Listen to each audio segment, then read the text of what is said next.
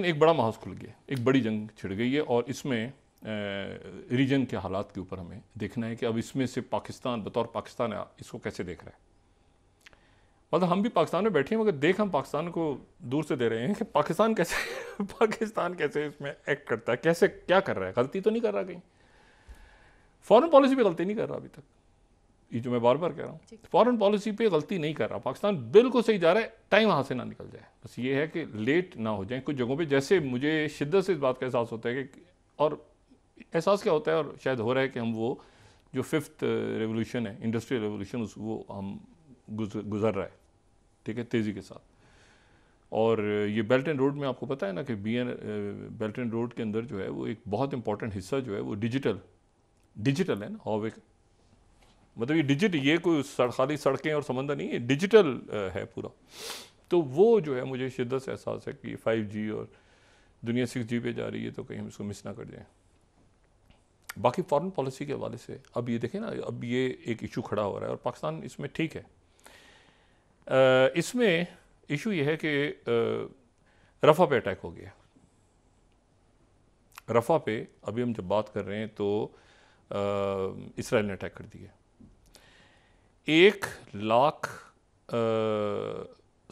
10 लाख से ज़्यादा वहाँ पे लोग हैं, बच्चे, औरतें, ज़ख्मी, ये सारे लोग रफ़ा में हैं। और रफ़ा वो जगह है जो कि बिल्कुल, हम बहुत दफ़ा नक्शे में भी बता चुके हैं कि बिल्कुल जो जनूब है गज़ा का, और ये वो गांव है जो कि तकसीम हो गया था मिस्र और फ़लस्तीन के दरमियान। अब वहाँ पे अटैक हो गया और ये जो अटैक है इसमें अब एक सिचुएशन ऐसी है कि जॉर्डेनियन प्राइम मिनिस्टर और उनकी इजिप्शियन प्रेसिडेंट जनरल सीसी से मुलाकात आज हुई है और उन्होंने इसको डिस्कस किया है कि इसको अब क्या करना है, व्हाट नेक्स्ट। क्योंकि ये रफ़ा का जो अटैक है, अब ये जाहिर है कि इजिप्ट के लिए इस वक्त एक मतलब सारे मुल्कों के लिए एक इस वक्त ये है, क्योंकि बाइडन वो टॉक्स ख़त्म हो गई थी, कल टूट गई थी रात को, और वो उसके ऊपर वो उनकी जो बात थी वो फिर वहाँ से इसराइल ने कहा नहीं, और वो वहाँ से मूव कर गए। CIA चीफ भी चले गए, विलियम बर्न्स जो रोल प्ले कर रहे थे, और हमास का डेलीगेशन भी चला गया कायरो से, तो कायरो खाली हो गया। और अभी जो है वो यहाँ पे अटैक हो गया। अच्छा, अब ये सूरत हाल जो है इसमें आज 10 तारीख है, तो आज वोटिंग भी होनी है थोड़ी देर में। अक़वाम मुत्तहिदा में वोटिंग होनी है फ़लस्तीन के हवाले से। लेकिन ये ध्यान में रहे कि जनरल असम्बली जो है ये नॉर्मल तरीका नहीं है किसी नए मुल्क के बनने का। ये मैंने कल भी बात की थी, उनको हकूक़ हासिल हो जाते हैं बहुत सारे। मिसाल के तौर पे वो उनको एक जनरल हॉल जो है असम्बली का, जनरल असम्बली का, उसमें वो बैठ जाते हैं आके, लेकिन उनके पास वोटिंग राइट नहीं होता। वोटिंग राइट नहीं होता, हकूक़ बहुत सारे मिल जाते हैं, वोटिंग राइट नहीं होता, फुल मेंबरशिप नहीं मिलती। तो फुल मेंबरशिप क्यों नहीं मिलेगी? इसलिए कि सिक्योरिटी काउंसिल में लास्ट टाइम वीटो कर दिया था अमेरिका ने, शायद अभी भी कर दे। लेकिन ये आज करारदाद मंजूर होगी तो एक कदम और उनका बढ़ेगा आगे। दूसरी बात यह है कि प्रेसिडेंट जो बाइडन है उन्होंने बंद कर दिया, ये कहा कि वेपन्स बंद कर रहे हैं हम।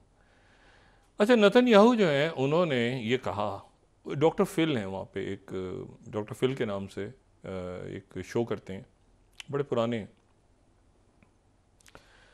तो उनको इंटरव्यू दिया उन्होंने प्राइम टाइम शो में अमेरिकन मीडिया पे, और उसमें जो नेतन्याहू हैं उन्होंने ये कहा कि हम अपनी उंगलियों के नाखूनों से इसराइल का दिफा करेंगे, हमें असला नहीं भी दिया गया तो।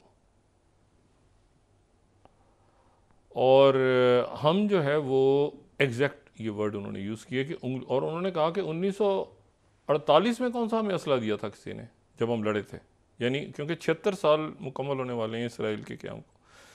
तो उन्होंने कहा 1948 में किसने असला दिया था हमें, हम लड़े थे तो हम फिर लड़ेंगे। अब मसला ये है कि ये जो है इसको इजिप्ट कैसे लेता है, इंटरेस्टिंग टाइम्स हैं। इजिप्ट कैसे लेता है इसको जो है वो जॉर्डेनियन। अच्छा, साथ ही CNN ने आज एक बहुत बड़ी इन्वेस्टिगेटिव रिपोर्ट शाये की है CNN है जो मुस्तकिल चल रही है पूरी दुनिया में। अगर आप जाएं एयरपोर्ट्स पे या हर जगहों पे, इवन जहाज़ों में अब तो CNN और BBC अमूमन आपको हर एयरपोर्ट पे, इंटरनेशनल एयरपोर्ट्स पे तो यही चैनल नज़र आते हैं, या होटल्स में पूरी दुनिया के। तो CNN जो है उसने एक इन्वेस्टिगेटिव रिपोर्ट आज बहुत ज़बरदस्त किस्म की उन्होंने वो दिखा रहे हैं, और वो ये बता रहे हैं कि जनाब ये गज़ा के बॉर्डर से ये दी तैमान का जो इलाका है उनके सहरा में, नेवर डेजर्ट में, तो 18 मील दूर यहाँ पे एक बेस में जो है वो सैकड़ों लोगों को रखा गया था, जो गज़ा से उठाया जा रहा है, तो वहाँ पे रखा जा रहा है डेजर्ट में। और फिर उन्होंने साथ ही उसको एक उसकी पिक्चराइजेशन भी की है कि उनको बिस्तरों के साथ जंजीरों से बांध के, ये CNN का हम अगर लिंक दे दें स्टोरी को, किसी ने देखना हो तो ये बिल्कुल, ये 6th स्लाइड अगर हम दिखाएं, step down blind folded held in diapers Israeli whistle blowers detail abuse of Palestinians in shadowy detention centre. ये CNN है, CNN, ठीक है। अच्छा, इसमें जो लोग रिहा होके आए हैं वहाँ से, या कुछ अंदर के जो लोग, उन्होंने CNN को इंटरव्यू दिया, उन्होंने कहा ये हुआ है। और वहाँ पर जो है वो कई कई दिन तक जो है वो लोगों के आँखों पे पट्टियाँ और उनको बिल्कुल बेलिबास करके और उनके ऊपर बिल्कुल जैसे अबू ग़ुरैब जेल टाइप जो है हालात, और वो सहरा में। और वहाँ पे डॉक्टर्स जो काम कर रहे थे शिफा हॉस्पिटल में या बाकी जगहों पे, उनको भी, नर्सिंग स्टाफ को भी, बाकी कई ऐसे लोग जिनको मुर्दा तस्वुर किया जा रहा था, वो उधर उनको ले गए थे उठा के और उनको टॉर्चर करके, और कुछ उसमें जो छूट गए और कुछ जो है। तो ये पूरी एक जो है ये आज CNN के ऊपर ये एक पूरी डॉक्यूमेंट्री चल रही है। ये एक तस्वीर लीक हुई है, ये एक तस्वीर लीक हुई है, और उस तस्वीर ये उन्होंने एग्जैक्ट उसका दूसरा नक्शा CNN दिखा रहा है, और ये जो तस्वीर है ना, ये रियल पिक्चर लीक हुई है। अच्छा, अब इशू ये है कि ये CNN पे चल रही है, अमेरिकन मीडिया।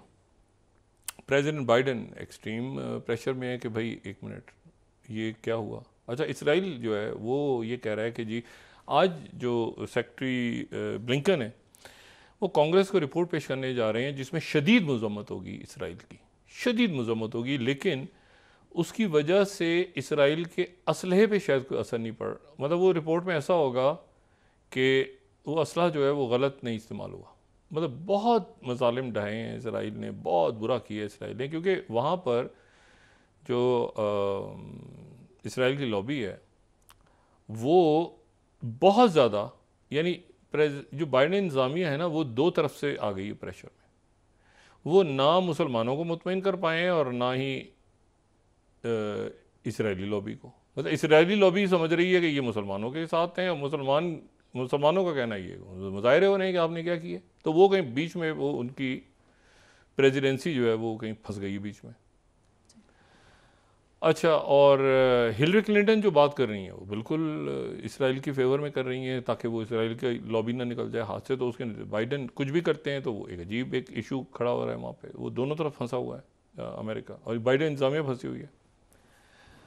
और ट्रंप इस पर बात नहीं कर रहा है अभी, उनको ज़रूरत भी नहीं बात करने की, वो जो बात करनी होगी तो करेंगे। अभी तो वो केसेस वैसे भुगत रहे हैं, लेकिन ये एक बड़ा इशू बन जाएगा ना आने वाले दिनों में। ये जो रशिया में भी उधर अच्छा खासे तेज़ हो गई जंग, उस पर बात भी करते हैं, लेकिन ये पहले ये मसला। अच्छा, इसके ऊपर जो है वो, तो इसके ऊपर अब सफारती तो सारे मामलात हो गए। अच्छा, अमेरिका ने ये भी गालिबन कह दिया कि भाई हमने तो पूरी कोशिश की है। ये देखें, अब अरब मुल्कों ने कमिट किया, अमेरिका, वो जो बात कहते हैं ना कि अमेरिकन इंटरेस्ट के अगेंस्ट जा रहा है ये सारा मामला। अगर ये जंग यहाँ, अब ये इंगेज हो गया अमेरिका, अब यहाँ पे इंगेज हो गया है, क्योंकि उसकी वजह ये है कि आप एक ऑनेस्ट ब्रोकर के तौर पे आपको आना चाहिए, जो कि ऑनेस्ट ब्रोकर का मतलब ये है कि तमाम लोग आप पे एतमाद करें। ये दो रियासती हल जो है ये एक ऑनेस्ट ब्रोकरशिप, और उस वक्त हमास ने कहा था कि ये, हमास तभी तो बनी थी, उन्होंने कहा था ये नहीं होगा आगे। अब मसला ये है कि ये वो दो रियासती हल करते करते करते करते सीज़ फायर रमज़ान से पहले होगा, रमज़ान के बाद होगा, रफ़ा हमारी ये है, वो कुछ नहीं करेंगे, सवाल ही पैदा नहीं होता, करते करते इसराइल ने कर दिया भाई। और इसराइल कह रहा है कि वो जो एक शिपमेंट है कानून के मुताबिक, वो शिपमेंट हमारे पास इतनी है असले की कि हम इसको वो रुकेगी नहीं। अभी वो कानून वहाँ पास हो गया है, और जनाब कांग्रेस है और ये है और वो है और पैसा बात दिए सारा हो रही है। अब आगे जनाब ये कि यूरोप और अरब ममालिक और वो इसको कैसे हैंडल करते हैं, ओआईसी कैसे करती है इसको हैंडल, क्योंकि रफ़ा जो है, देखिए रफ़ा का जो सिक्योरिटी क्राइसिस है वो इजिप्ट के ऊपर आएगा, वो जॉर्डन उसे कैसे हैंडल करता है, क्योंकि सारे मुल्कों ने हकीकतन, अच्छा इस बार हकीकतन ये चीट नहीं किया अमेरिका ने, नो, जो विलियम बर्न्स और लॉयड ऑस्टिन और ये सारे लोग जेन्युइनली चाह रहे थे कि एक एग्रीमेंट हो जाए, जेन्युइनली। लेकिन मसला ये है कि वो उसमें मतलब हमास ने, मतलब एक ट्रस्ट का इशू आ गया ना, एक ट्रस्ट का फैक्टर है ना बहुत बड़ा, हमास में तो बहुत ही बड़ा है। वो कहते हैं आप ही ने तो करवाया था पहले 2 स्टेट सोल्यूशन बनेगा, अब आप कहते हैं अच्छा ये आबादकार जो बैठे हुए सारे, आपने तो कहा था कि ये 3-4 सालों के अंदर फ़लस्तीनी अथॉरिटी जो है ये एक रियासत बन जाएगी। फ़लस्तीनी अथॉरिटी तो कोई चीज़ नहीं थी ना, असल तो ये था कि ये फ़लस्तीनी अथॉरिटी 2-3 सालों के बाद एक फ़लस्तीनी रियासत होगी, ये था कैंप डेविड एकॉर्ड, या ये था जो एकॉर्ड हुआ था जॉर्डन के साथ। ये थोड़ी था कि वो ABC एरियाज़ में रहेंगे और ऐसे चलते रहेगा, वो तो कुछ वहाँ पर आबाद कर हो गए सारे, अमेरिका बैठा रहा। वो ये फिर एक दिन आया जो ये हमास वाक़या हो गया 7 अक्टूबर, और इससे पहले भी पक रहा था ये काफ़ी अरसे से। अब जनाब ये हो गया, ये तो ये डायनामिक चेंज हो गई सारी।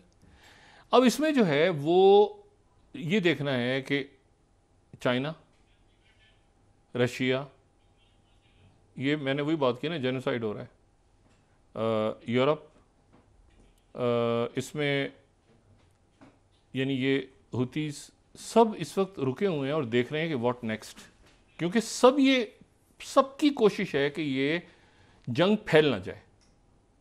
मतलब ये फैल गई ना जंग अगर, जो कि अब इस वक्त देखें, इस वक्त उसने कहा है कि हम अपने उंगलियों के नाखूनों से, एग्जैक्ट ये वर्ड यूज़ किए हैं, उंगलियों से, मैं ये फर्स्ट गार्डियन दिखा दूँ, we will fight with our, पहली slide, with our finger nails.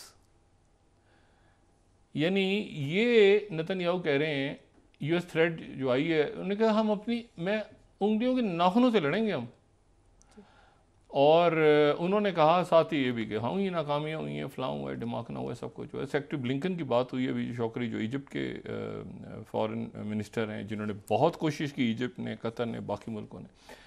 लेकिन ये है कि अब ये देखना है कि इसमें स्केप गोट कौन बनेगा, क्योंकि ये टॉक्स फेल हो गई हैं ना, तो ये अब कैसे फेल हुई हैं, मतलब अमेरिका हमास पे डालेगा, हमास इसराइल पे डालेगा, इसराइल अलग, ये मतलब इसमें अब स्केप गोट की, क्योंकि देखें इतने हाई लेवल पे ना टॉक्स का जाना और फेल हो जाना। अच्छा ये भी क्लियर नहीं है कि ये फेल हो गई हैं या ब्रेक हो, कुछ लोग कह रहे हैं कि ये वक्फा आ गया, मगर वक्फा कैसा आ गया जिसमें रफा पे अटैक हो गया, और बाइडन ने इंटरव्यू दिया और सबसे कहा कि मैं रमज़ान से पहले सीज़फायर करवाऊंगा।